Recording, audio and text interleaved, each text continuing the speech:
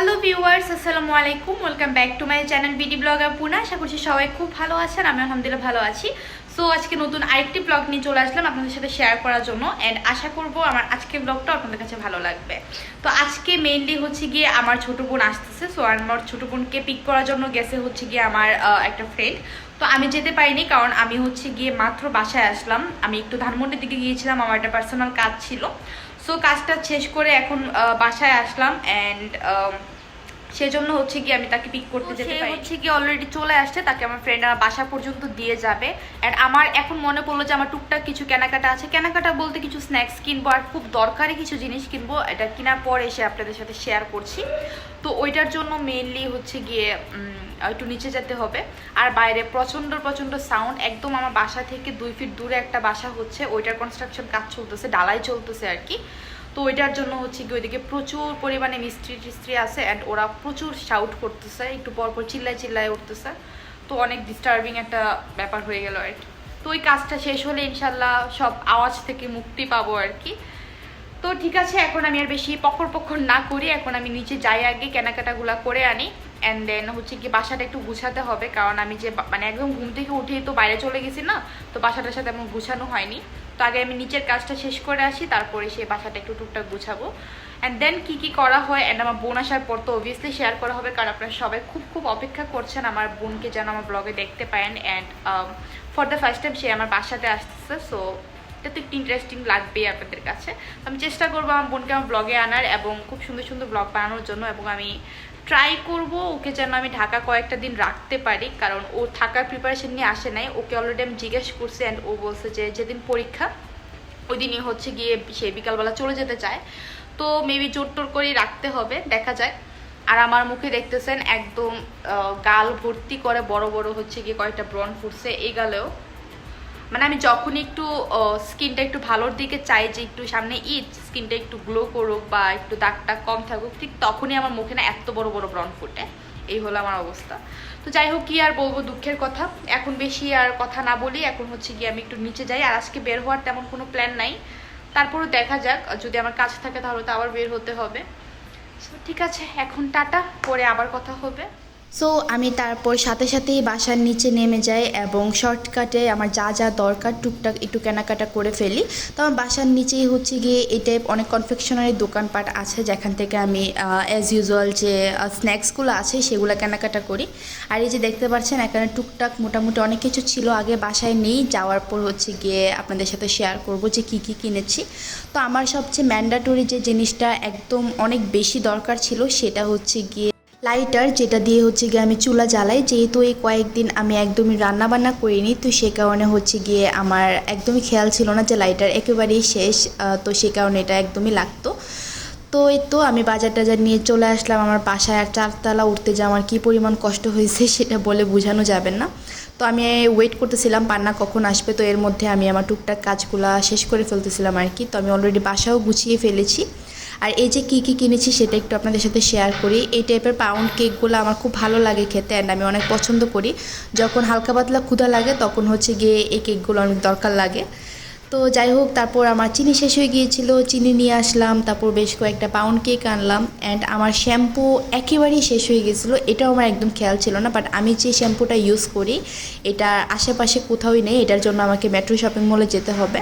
তো আপাতত আজকের দিনের জন্য আমি হচ্ছে গিয়ে যে ছোট কাগজের যে শ্যাম্পুগুলো আছে সেটা আমি কিনে নিয়ে আসছি। আমি জানি না এটা আমার মাথায় স্যুট করবে কিনা, বাট দোকানে এটাই ছিল, তাই একদিনের জন্য এই শ্যাম্পুগুলো কিনে নিয়ে আসলাম। আর 2টা ডিশওয়ালাই নিয়ে আসলাম আর লাইটার। সো এই তো আমার টুকটাক হচ্ছে গিয়ে কেনাকাটা। তো এখন হচ্ছে এগুলো আমি গুছিয়ে রেখে দিব।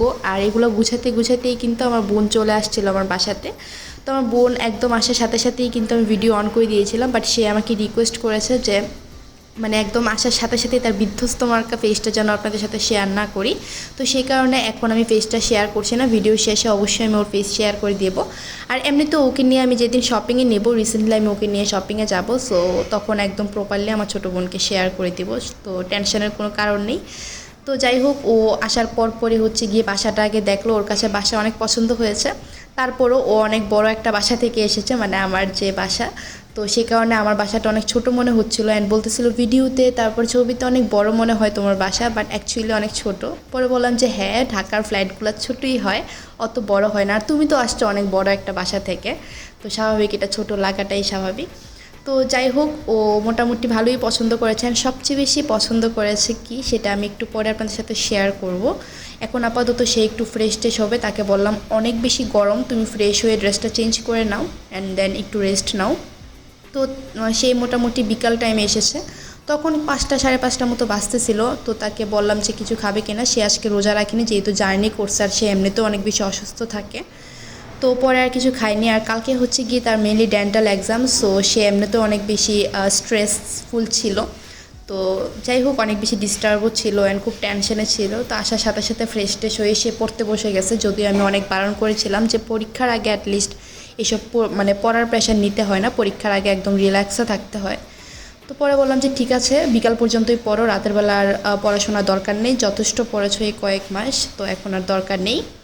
তো যাই হোক, ওর সবচেয়ে বেশি পছন্দ হয়েছে আমার হোল বাসা থেকে এই দোলনাটা, এবং সে মোটামুটি 80% সময় হচ্ছে গিয়ে দোলনাটার মধ্যেই কাটাচ্ছে, এখনও কাটাচ্ছে আর কি।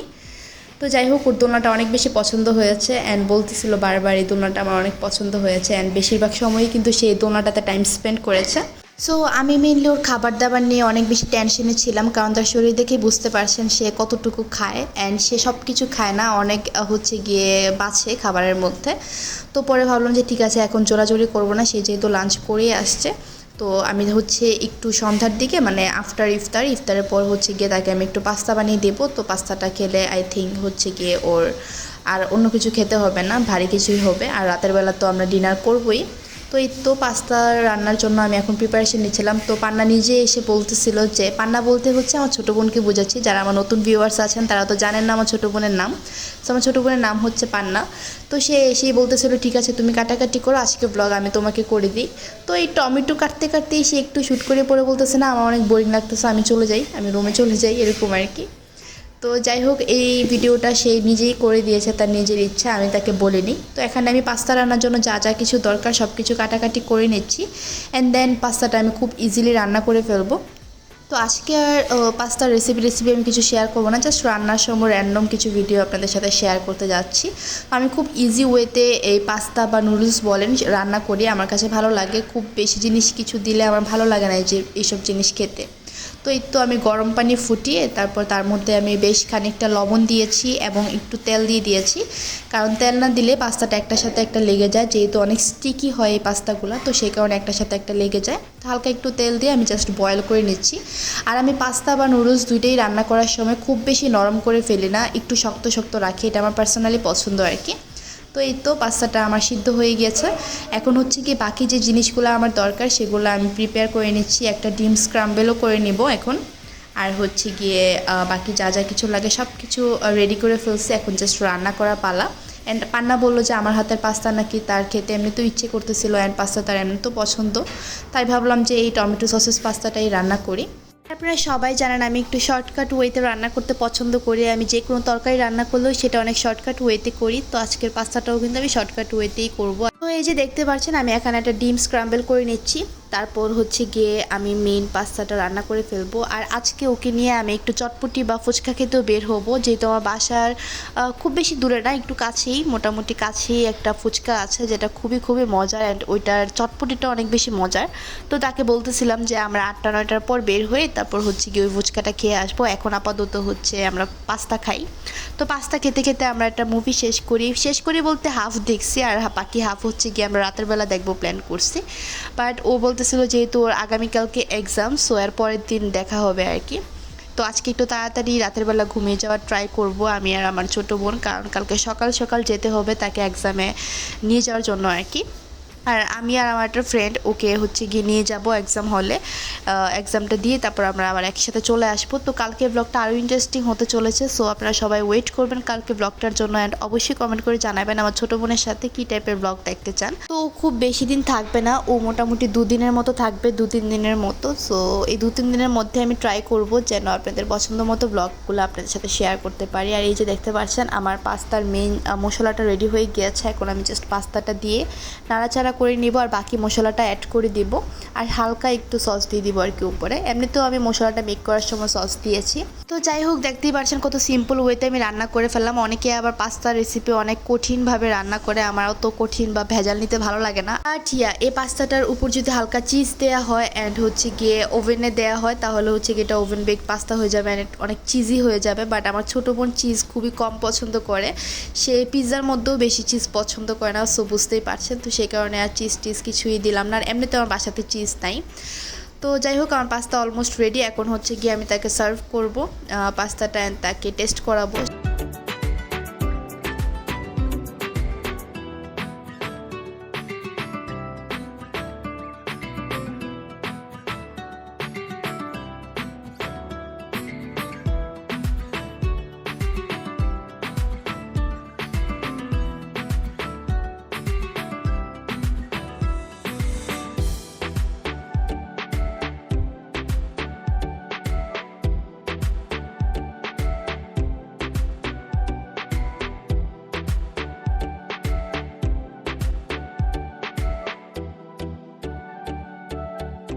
তো আমরা দুজনেই পাস্তা খেয়ে নিয়েছি। পাস্তা খাওয়ার পর ও অনেক মজা বলেছে, ওর কাছে নাকি অনেক বেশি মজা লেগেছে। আর এই যে এটা হচ্ছে গিয়ে ও আমার গিটারের উপর থেকে তুলে নিয়ে আসছে, বলতেছিল এটা অনেক কিউট, এটা পরে কেন আমি ছবি তুললাম না এখন পর্যন্ত। পরে বললাম যে ঠিক আছে তুই পর, দেখি তোকে কেমন লাগে। তো এই যে ও ফার্স্টে লাইটটা অফ করে পড়ছিল, খুব কিউট লাগতেছিল, লাইট জ্বলতেছিল অন্ধকারের মধ্যে। অ্যান্ড পরে লাইট জ্বাললাম আমি, তো তাকে এরকম ক্রাউনে খুবই ভালো লাগতেছিল। পরে বললাম যে তুই এটা নিয়ে যা। পরে বললো না, আমি এটা নিয়ে গিয়ে কী করবো। তো এখানে সে কিছু পিক তোলে অ্যান্ড তার আমার হোল বাসা থেকে সবচেয়ে বেশি পছন্দ হয়েছে তার এই আয়নাটা। তারপর ওর হাইট যেহেতু অনেক বেশি, আয়নাটা একদম সমান সমান হচ্ছিল না ওর, পরে ও আয়নাটা উপরে উঠিয়ে দিচ্ছে। তো অনেকেই বলেন যে আমার ছোটো বোনের হাইট জানতে চান আপনারা। আমার ছোটো বোন আমার থেকেও লম্বা, হচ্ছে 5 ফিট 6 ইঞ্চি অ্যান্ড আমার ছোটো বোন হচ্ছে গিয়ে 5 ফিট 7.5 ইঞ্চি, মানে একদম 5 ফুট 7.5 ইঞ্চির মতো। সো অনেক লম্বা অ্যাজ এ গার্ল হিসেবে।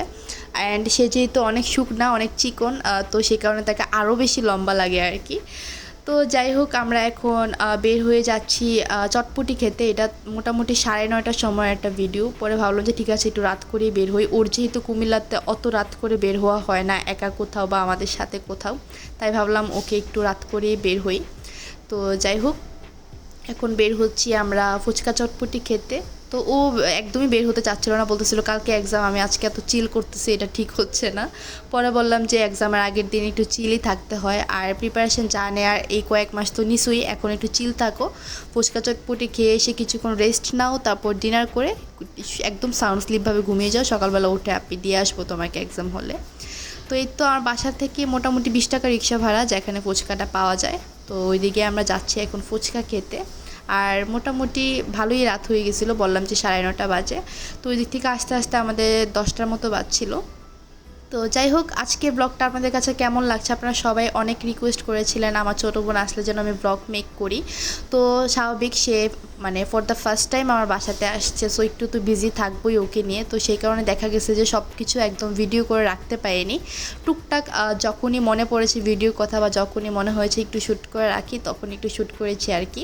তো অত ডিটেলসে সব কিছু আমি আর শেয়ার করতে পারছি না, তো পারিনি আর কি, কারণ তাকে নিয়ে বিজি ছিলাম। তাকেও একটু সময় দিতে হয়, সবসময় ভিডিও করলে তো আর সময়টা ওরকমভাবে দেয়া হয় না, সেই কারণে আর কি।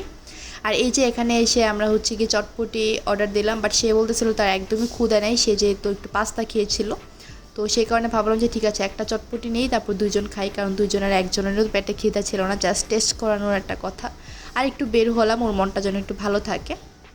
তো যাই হোক, চলে আসছে আমাদের চটপটি। এই চটপটিটা খেতে আপনারা অনেকেই আমাকে দেখেছেন আমার ব্লগে, প্রায় সময় আমি দেখাই যে এখানে এসে আমি চটপটি খাই। তো চটপটিটা খুবই মজার ছিল অ্যান্ড পান্নারও খুব বেশি পছন্দ হয়েছে। তো এখন হচ্ছে চটপটি খেয়ে আমরা চলে যাব বাসায়, অ্যান্ড যাওয়ার সময় আমরা আইসক্রিম খেতে খেতে যাবো। সো আপনারা ব্লগটা এনজয় করতে থাকেন, বাসায় গিয়ে আবার কথা বলছি।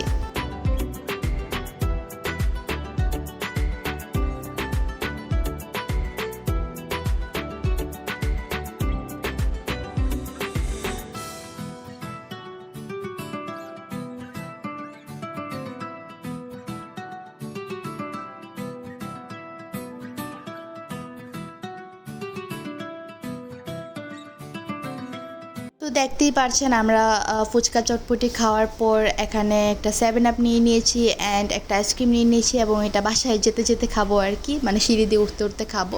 বাট বাসায় আসার পর আমার এত বেশি মাথা ব্যথা হচ্ছিল, মানে জাস্ট বলার বাইরে। কারণ হচ্ছে কি আজকে সারাদিনে আমি একবারও হচ্ছে কফি খাইনি, ইফতারের পরও কফি খাইনি, সেই কারণে মাথাটা অনেক বেশি ব্যথা করতেছিল। অ্যান্ড যারা নিয়মিত কফি খায় বা কফি ফ্রিক মানুষজন আছে তারা কিন্তু একবেলা কফি না খেলেও তাদের অনেক কেমন কেমন জানি লাগে। তো আমিও সেই কাতারেরই মানুষ, তো খুবই মাথা ব্যথা করতেছিল। পরে ভাবলাম যে একটু কফি বানাই। আমি যেরকমভাবে কফি খেতে পছন্দ করি সেরকমভাবেই বানাচ্ছি, কফিটাকে একটু বিট করে। তো আমার ছোটো বোন হচ্ছে গিয়ে বেশ কিছুক্ষণ আমাকে বিট করে দিয়েছে, বাকিটা আমি করে এখন হচ্ছে গিয়ে দুধটা দিয়ে দেবো কফিটার মধ্যে।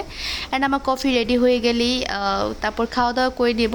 তো আজকের ব্লগটা আমি আর বেশি লং করব না, এখানেই শেষ করে দেব। তারপর আমার রাতের খাবার দাবার খেয়ে নিয়েছিলাম অ্যান্ড রাতে হচ্ছে গিয়ে রান্নাবান্না আমি কিছুই করিনি, রাতে হচ্ছে বাইরের খাবার নিয়ে চলে আসছি। ইনশাল্লাহ কালকে আমি আমার নিজের হাতের রান্না ওকে খাওয়াবো। তারপর আমি জানি না যে নিজে রান্না করব কি না। এই যে বললাম রান্নার প্রতি একটা অনীহা চলে আসছে, বাইরের খাবারই খাচ্ছি কয়েকদিন।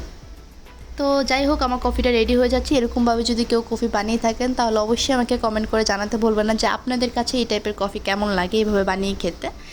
তো এখন হচ্ছে কফিটা খেতে খেতে আমরা কিছুক্ষণ আড্ডা দিব, তারপর হচ্ছে ডিনার করে ঘুমিয়ে যাব তাড়াতাড়ি। তো আজকের ব্লগটা আমি এখানেই এন্ড করছি। সবাই ভালো থাকবেন, সুস্থ থাকবেন অ্যান্ড আমাকে অবশ্যই কমেন্ট করে জানাবেন আজকের ব্লগটা আপনাদের কাছে কেমন লেগেছে। অ্যান্ড আরেকটা রিকোয়েস্ট করে রাখি, যারা এখনও আমার চ্যানেলটিকে সাবস্ক্রাইব করেনি প্লিজ আমার চ্যানেলটিকে সাবস্ক্রাইব করে পাশে থাকা ছোট্ট বেল আইকনটিতে ক্লিক করে দিবেন, যেন নতুন কোনো ভিডিও দিলে আমি সেটা নোটিফিকেশান আপনার কাছে পৌঁছে যায় অ্যান্ড আপনারা ইজিলি দেখে নিতে পারেন। অ্যান্ড নেক্সট ব্লগটা আসবে পান্না যেদিন ডেন্টাল এক্সাম দিতে যাবে, মানে আগামীকালকে ব্লগটা। তো ওই দিনের ব্লগটা আমি কালকে ইনশাল্লাহ শেয়ার করব। সো সবাই অপেক্ষা করতে থাকেন ওই ব্লগটার জন্য। অ্যান্ড এখন আর বেশি বক না করছি, এখানেই বিদায় নিচ্ছি। ব্লগটা আপনারা কন্টিনিউ দেখতে থাকেন অ্যান্ড সবাই ভালো থাকবেন। আল্লাহ হাফিজ।